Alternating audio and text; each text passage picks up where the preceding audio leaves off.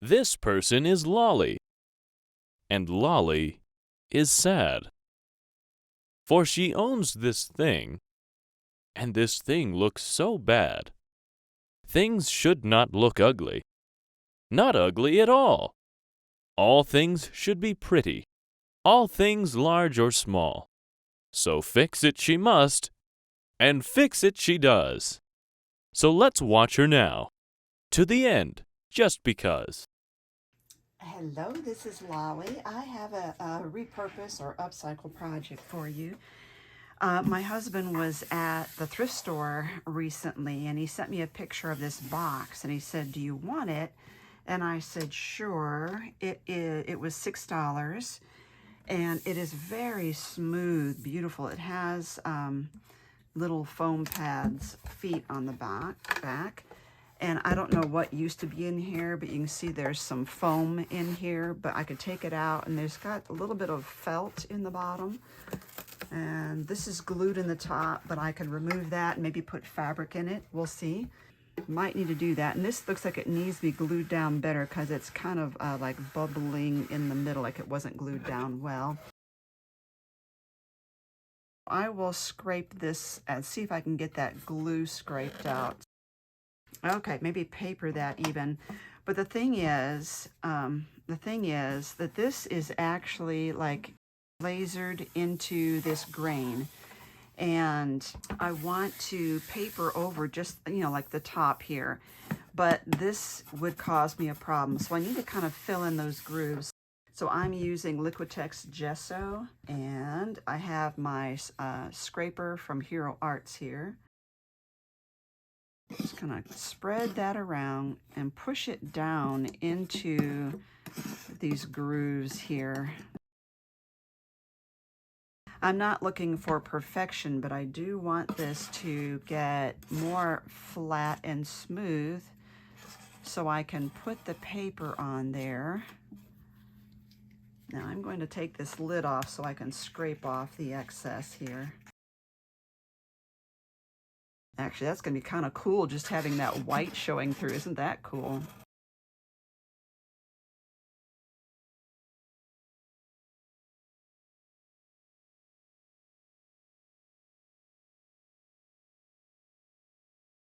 Now the other thing I'm going to do is take something damp and wipe the edges because I'm not sure that I'm going to carry my paper all the way through there. Now normally I don't like using baby wipes in my projects because of the trash and the litter. I usually use damp rags. But this time I didn't prepare ahead. I didn't think through. So I'm going to use the baby wipe because it is handy. I think if I want to leave, like a 1/4 inch of the Formica or whatever this is, I want to leave that showing on the very edge when I put the paper on there. I better clean up this edge before it hardens. Okay, now we're going to let that dry and then we'll be able to put paper down over that. Now with that dry, I just want to give it a little once over with this nice flat sanding block just to make sure there's no bumps sticking up. I'm not really pushing down hard at all. Okay, and now I'm just going to give it a light mist with water and wipe it off with a cloth. I will let this air dry again, which won't take long at all, and then I'm going to work on getting the paper on that. So after that dried and I just felt it, I decided that it was still a little rough in a couple places. So I did another coat of that gesso. Let it dry, sanded it off again and wiped it. So now it feels a lot smoother than it did. So I'm looking at this and I'm measuring it and I want my paper to be 11.5 inches by 7.5 inches. It leaves a little bit of a border around there. And I found this collection that I hadn't opened yet. Of course, I hate cutting into it. Old World Travel by Echo Park. And I actually really like this sample page on top. So I thought what I would do was trim it down because it says 7.5, that's only about like from here to here. So it won't give me all the varieties in here, but still a good deal of it. And then what I'll do is I'll trim it here, fussy cut around this, and then make up the rest of it with this underneath that. So that's my goal anyway. So I'm trying to decide whether to leave that blue line in there, and I think I will. So this ruler is in my shop now, and it's also in purple. It's anodized aluminum, which means that the color is in the metal. It's part of the metal so that you won't ever have fading or chipping. And it's got a safety edge right there on it so that you won't, your fingers, it protects your fingers when you're cutting with your craft blade. Really happy with those. Those are in my shop right now. They have my logo on them and they have my QR code to my YouTube channel. I'm not sure how long I'm going to have those in my shop, so you might want to grab those while you can. And I love the back of this. It's cards. You know how that goes. It's so hard to cut into paper because you like both the sides of it. It's just awful to try and do that.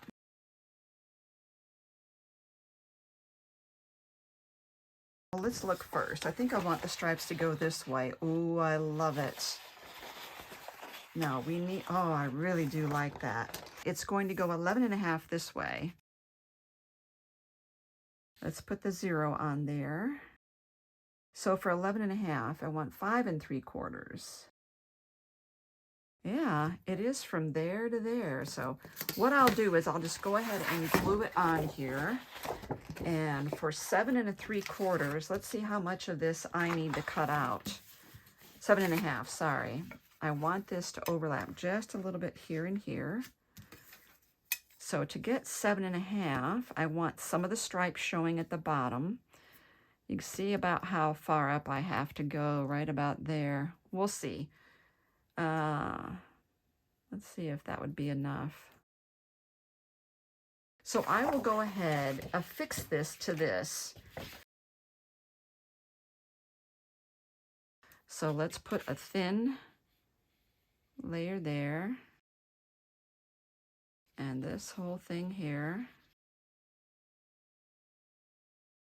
Now I'm lining this up with my the lines on my craft table, my craft mat. Perfect. Oh, I really like that a lot.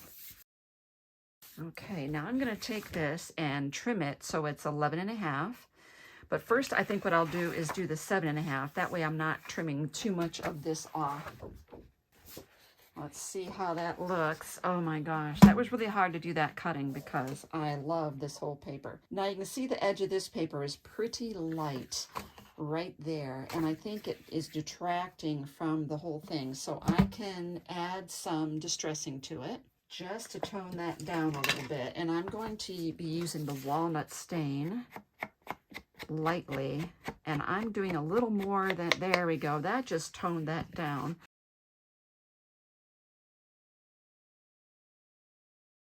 Perfect, perfect, perfect. Oh, I'm so excited about this. I think that's going to be fabulous.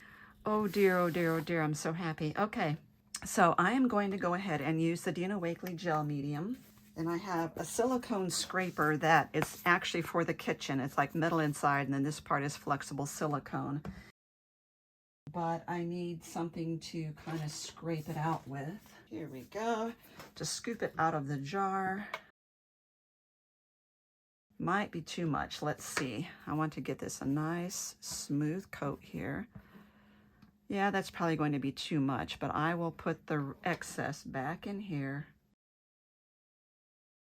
And I'm spreading it. I'm not, what's the word? I'm not like scraping it really thin.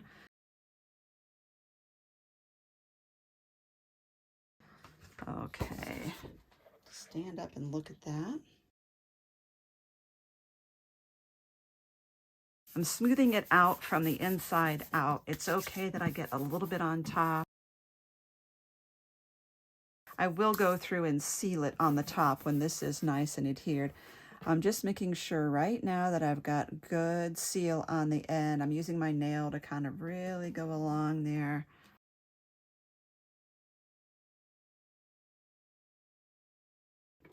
I sealed this, I peeled it up and sealed it down with Fabri-Tac. I was able to get the glue out of that top. It was very easy. Oh, this is so pretty. I love it. Another thing I think I might do is just take a marker or something, black pen or something around the edge of this. We'll see. We'll see how I feel about it. I think the whole thing is just so pretty. I hate to mess with it. So that's dry. I really like it as it is, but I've been looking at my papers that came with this set, and I'm thinking I could just do a little itty bitty bit on the cover, maybe with these stickers here. I have this Expedition, Adventure, and Excursion stickers that I might just bring off the side right there. I'm trying not to overpower it because I just like what it is right now. You know what I mean? I'm afraid to do more. And I have these Depart and Arrive that might be cool for balancing down here. Okay, and then off camera, I'm just going to take the same gel medium and coat the whole thing and go over onto the wood to kind of seal that. I'll let it dry and I'll do another coat. Okay, so this is looking really good. I'm going to set that aside.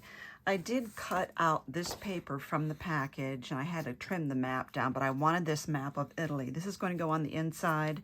This is one of the scraps. I'm going to use that. And I trimmed this down from the paper as well. But since we're working on this front, I have this, it's wired ribbon. Once you cut it though, you can just pull it down and pull the wire out.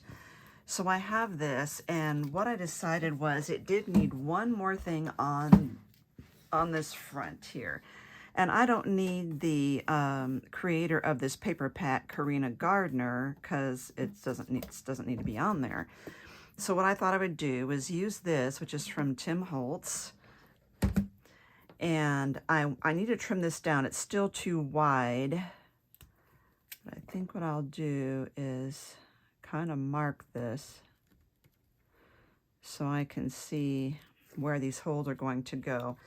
I'm going to poke these two. I love these brads that one of my viewers sent me, and they look like screws. I'm going to see if I could just poke them through without really distorting this too much. Well, I'm not sure, so I don't want it to, if it's just going to distort it instead of just poking through, then I will cut a hole. Yeah, it's fine. Okay, so I could also glue this if I wanted. I think just for a little added staying power, I will do that. No, I don't use glue guns for things like metal. So let's just park that on there. Okay, and we're going to poke this through. The only thing is that the little legs here are catching. There we go. There's one. Oh, I really like that look completely. It is hard to poke these through just because the feet want to catch. Oh, that one went right through. Oh my goodness, I love it. I love it. Let's see, I'm going to trim it down anyway here and let it ravel on the ends. Now I can see if I really think that needs to be trimmed this way, and I think just a pinch, but it would also unravel on the top and bottom, and that's okay. So let's trim that off, just the very edge. And I'm okay with that unraveling, and I might even just pull a couple of these out just to help it start. Okay, I like that look. Oh, that is perfect. Now I am going to use Power Tack right over the brads because they are metal. Normally I would use Fabri-Tac to adhere the actual mesh, but I think because I already had this out, I went ahead and used that. And perfect. Those screws just add to it. I'm going to slide it down just a wee little bit so it's not over the words, and that finishes it up. You'll still see some glossiness because it is still actually drying, but this part down here was dry. So we will let that dry, and then we're going to adhere this on the inside of the top cover. Okay, so let's turn this around. And we're going to put a coat of some gel medium in here and lay this in there. I'm not going to do gel medium over the top of this once I get it in there because I really don't see the point. Now, I did a comparison video of gel mediums, and I will give you that link down below. And I've noticed that every time I go to use the golden gel medium, that that I have to stir it. So it seems to keep separating, unlike some of the others. Just wanted to add that information there.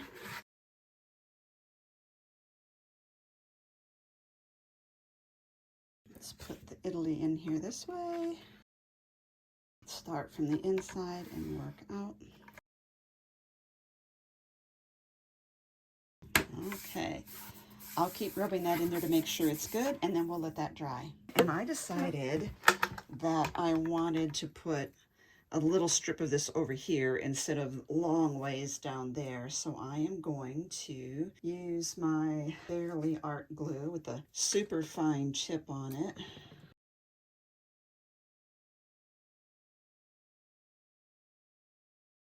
Now I'm thinking about this, and I like these tickets, and I want the word Italy to stay there. So I'm going to come just over these little islands here. And I did distress lightly this and this. Move this over because this is like the same color as that. I'm going to move it over just a little like that. I think that works better. This is going to be a box for ephemera. Now, these lines in here, you know, they're curved, you know, to match the map. So I just put this between the lines because visually that's correct. Even if I measured it, it might not be perfect distance there, but visually it looks right. I'm really happy. I love the paper collection and like this. I'm so happy that I did this. So what I'm going to use this for, I mentioned it's going to be ephemera, and it's going to be, oh, like vintagey and junk journal ephemera. And I am going to, sometime in like 2 weeks from now, possibly, I will have another video showing you what's going in here. So I look forward to that. Thank you for watching and giving this video a thumbs up. I'm also going to give you under this video a link to my Upcycled Thrifting Craft group on Facebook.